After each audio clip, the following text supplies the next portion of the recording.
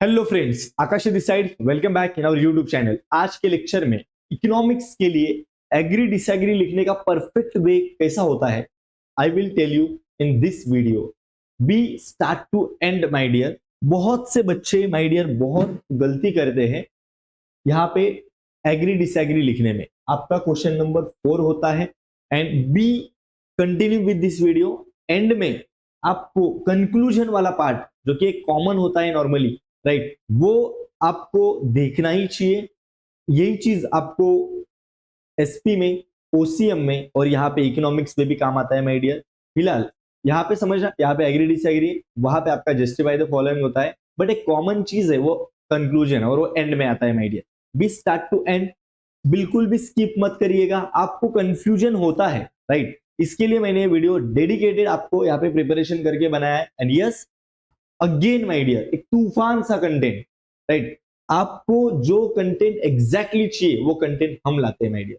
Do subscribe, मिलेंगे हम लोग, राइट, ऐसे ही इंपॉर्टेंट लेक्चर के साथ। तो see there are exceptions to the law of supply. एक मैंने एग्जांपल ले लिया कि ये क्वेश्चन सपोज आ जाए, क्वेश्चन नंबर 4 का हम यहाँ पे एक लिख रहे हैं, राइट। 12 मार्क्स का क्वेश्चन है, 5 क्वेश्चन आएंगे, 3 लिखने हैं माय डियर, राइट। हर एक 4 मार्क्स कैरी करेगा। सो 4 मार्क का क्वेश्चन होता है, उतना भाव इसको देना पड़ेगा अपने को। सो देखिए कैसा लिखा है मैंने, पूरा प्रेजेंटेशन प्रॉपर है। देखिए क्वेश्चन है, there are exceptions to the law of supply and if you are prepared this then you know कि यस लॉ ऑफ सप्लाई को एक्सेप्शंस है। तो स्टेटमेंट अपना सही है। So yes I agree with this statement, right, ये line लिखना है। Sir what if there are no exceptions to the law of supply, अगर ऐसा स्टेटमेंट आ जाए तो आपको डिसएग्री करना पड़ेगा। तो simple no comma I disagree with this statement, बराबर। तो यहाँ पे भी कुछ प्रॉब्लम नहीं है। सो दैट लिखो आगे और वो स्टेटमेंट वापस लिखो, फिर वो एग्री हो या डिसएग्री हो, सेम स्टेटमेंट आपको वापस लिखना है। कुछ मीनिंग नहीं बदलता है my dear. Yes I agree with this statement that क्या there are exceptions to the law of supply, इससे मैं एग्री करता हूं।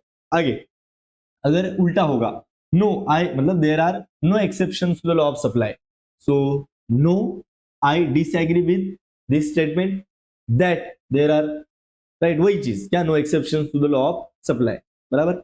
हमको उसको करेक्ट आगे करना होता है। तो देखिए अभी ये बोल रहे हैं एक्सेप्शन से, तो हमको बताना पड़ेगा कौन से एक्सेप्शन, राइट। तो आपको लिखना पड़ेगा the exceptions to the law of supply are as follows. अगर यहाँ पे उल्टा भी आता था, एजम्पशंस हो, एक्सेप्शंस हो, डीएमयू का हो, सप्लाई का हो, डिमांड का हो, राइट, आपको वो चीज यहाँ पे लिखना पड़ेगा। So the exceptions to the law of supply are as follows. You will write that exceptions my dear in a proper way. जैसे कि फिलहाल मैंने यहाँ पे आपको एक प्रॉपरली, जैसे कि लाइन वगैरह प्रॉपरली बीच में छोड़ना है। लेबर सप्लाई यहाँ से डायरेक्ट लिखने के लिए मत स्टार्ट करना, यहाँ से स्टार्ट करो। 2 या 3 लाइन का एक्सप्लेनेशन आपको प्रॉपरली देना पड़ेगा, फिर एक लाइन आपको स्किप करना पड़ेगा, एक लाइन स्किप करो, फिर second point, third point, fourth point, और ऐसे आपको 5 पॉइंट तो एटलीस्ट लिखने पड़ेंगे। 4 से 5 पॉइंट तो आपको यहाँ पे लिखना पड़ेगा माय डियर, और वो आप लिखोगे यहाँ पे। एक लाइन छोड़ो और एंड में, जैसे कि मैंने बताया था, एंड वाला पार्ट इज वेरी इंपॉर्टेंट। आपको एंड में कंक्लूजन ऐड करना है। सो कंक्लूजन क्या होगा माय डियर, क्वेश्चन था देयर आर एक्सेप्शंस, तो कंक्लूजन में आपको बताना पड़ेगा देख एक्सेप्शंस तो लॉ ऑफ सप्लाई को है, तो ये चीज आपको कंक्लूजन में बताना पड़ेगा। और एक्सेप्शंस खाली है नहीं बोल रहा हूं मैं, ऊपर मैंने एक्सप्लेनेशन दिया उसका, ये एक्सेप्शंस तो आपको लिखना पड़ेगा माय डियर।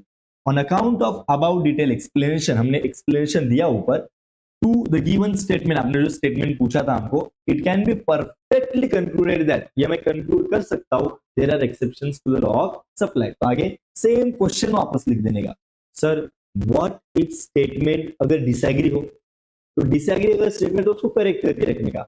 डिसएग्री ये केस में कैसा, ये केस में कैसा हो सकता था, there are no exceptions to the law of supply, तो आपको यहाँ पे लिखना पड़ेगा it can be concluded that, exceptions तो है मैंने लिखे, फिर आपको यहाँ पे there are exceptions to the law of supply, वहां पे नो लिखा था उन्होंने, तो बोले नो नहीं भाई है, तो there are exceptions to the law of supply, बराबर। And this is what you have to return. यहाँ पे अगर कुछ भी आ जाए, एजम्पशंस के केस में आता, there are no assumptions to the law of demand वगैरह आ गया, डिसएग्री, फिर यहाँ पे लिखना है there are assumptions to the law of demand, right. ऐसे करेक्ट करके लिखोगे माय डियर।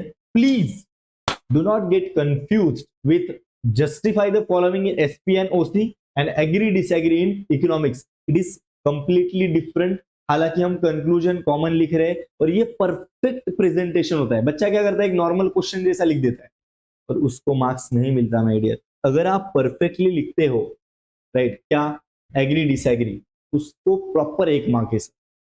अगर आप नीचे का नहीं लिख रहे हो, बट ये प्रेजेंटेशन आप प्रॉपर लिखिए। अगर जो बच्चों को अगर एवरेज से भी कम प्रिपेयर किया है, उन्होंने यहाँ पे अगर कुछ तो लिख दिया, एंड में कंक्लूजन वगैरह प्रॉपर याद कर लिया, माय डियर 3 क्वेश्चन से 4 12 मार्क्स का कंटेंट है। तो समझ लेना कितना अच्छे से करना चाहिए अपने को ये, बराबर, क्योंकि ये 3 बार अपने को लिखना है माय डियर।